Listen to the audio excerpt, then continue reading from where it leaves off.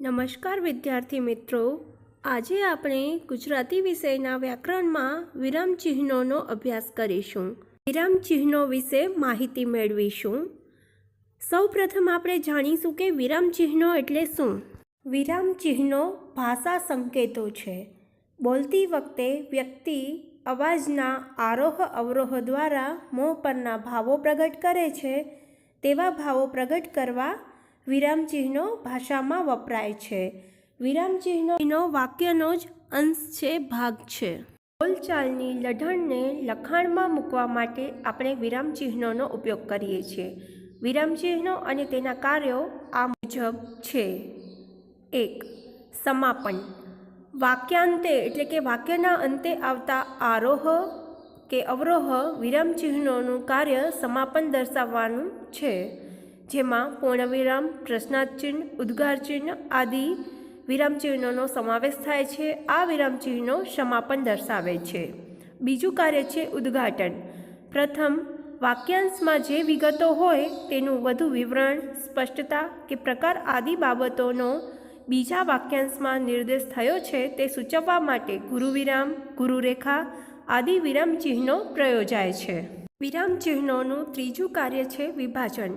અર્થગ્રહણની એટલે કે સમજવાની સરળતા માટે શબ્દો, પદો, વાક્યાંશોનું વિભાજન કરવા માટે અલ્પવિરામ, અર્ધવિરામ, ગુરુરેખા, વિગ્રહરેખા આદિ વિરામચિહ્નો પ્રયોજાય છે.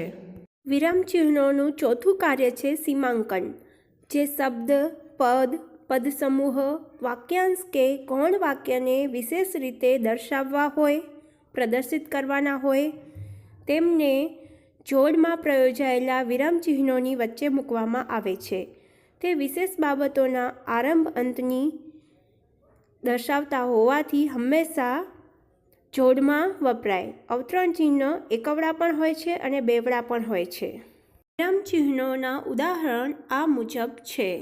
સૌપ્રથમ આપણે પૂર્ણવિરામના ઉદાહરણ જોશું.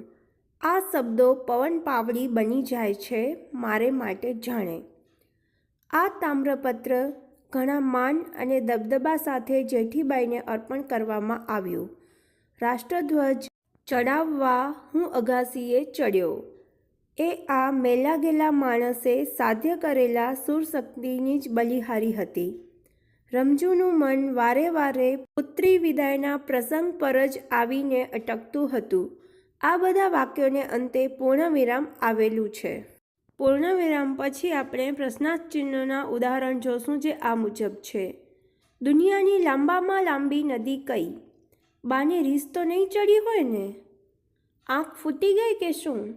દીપક, હવે તને કેમ લાગે છે? રામાના સુંદર છોડ્યો કે નહીં? હવે આપણે ઉદ્ગાર ચિહ્નના ઉદાહરણો જોશું, જે આ મુજબ છે. મારું ગામ કોઈ ડુંગરાની તળેટીમાં હોત તો કેવું? કચ્છી ભરવાડની જેમ ઊંટ ઉપર આખું ઘર લઈને ભટકવા મળે તો? મારું જીવન અંજલિ થાજો.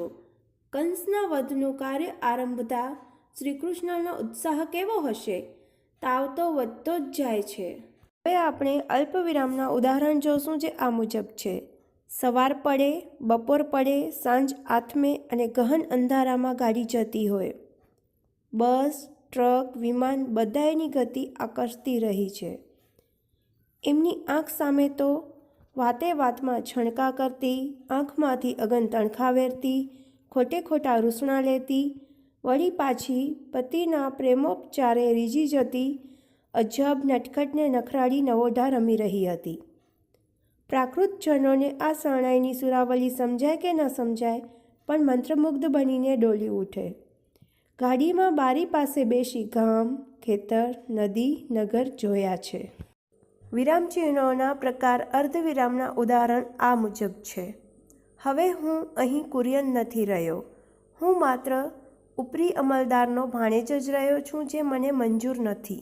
અહીંથી પાછો વળ, આગળ મોત બેઠું છે. રામ ભગવાન છે, તે મર્યાદા પુરુષોત્તમ છે, તે આદર્શ રાજવી છે, તે આદર્શ પુત્ર છે, તે આદર્શ પતિ છે. હવે આપણે ગુરુવિરામનું ઉદાહરણ જોઈશું, જે આ મુજબ છે. ઋતુઓ 3 છે: શિયાળો, ઉનાળો અને ચોમાસું. ગુરુવિરામ પછી આપણે અવતરણ ચિહ્ન, જેમાં એકવડા અને બેવડા બંને પ્રકારના અવતરણ ચિહ્નોનો સમાવેશ થાય છે તેવા ઉદાહરણ જોઈશું, જે આ મુજબ છે. 1. અખાના છપ્પા, અનુભવ બિંદુ, અખી ગીતા વગેરે અખાની પ્રખ્યાત કૃતિઓ છે. તેઓ મધ્યકાલીન સાહિત્યમાં જ્ઞાનના ગરવા વડલા તરીકે જાણીતા છે. 2. તેણે પૂછ્યું, કાકા, આ કયું વૃક્ષ છે? આ બંને ઉદાહરણમાં પહેલું ઉદાહરણ છે એમાં એકવડા અવતરણ ચિહ્નનો ઉપયોગ થયેલો છે, જ્યારે બીજા ઉદાહરણમાં બેવડા અવતરણ ચિહ્નનો ઉપયોગ થયેલ છે. હવે આપણે વિગ્રહ રેખાનો ઉદાહરણ સહિત પરિચય મેળવીશું. એ લોકો નરસિંહ મીરાને સુંદરમ રાજેન્દ્ર મકરંદને કેવી રીતે વાંચશે? આ વાક્યમાં નરસિંહ મીરાને, સુંદરમ રાજેન્દ્ર મકરંદને એ શબ્દો વચ્ચે વિગ્રહ રેખાનો ઉપયોગ થયેલો છે. અહીં આપણી વિરામચિહ્નોને લગતી માહિતી પૂર્ણ થાય છે. જો તમને અમારી આ માહિતી ગમતી હોય તો અમારી બંને ચેનલ એકલવ્ય એજ્યુકેશન અને હેતલ ઠક્કર એડ્યુવર્લ્ડને લાઇક, શેર અને સબસ્ક્રાઇબ કરવાનું ચૂકશો નહીં. ફરી મળીશું નવા વિડીયો સાથે. આભાર.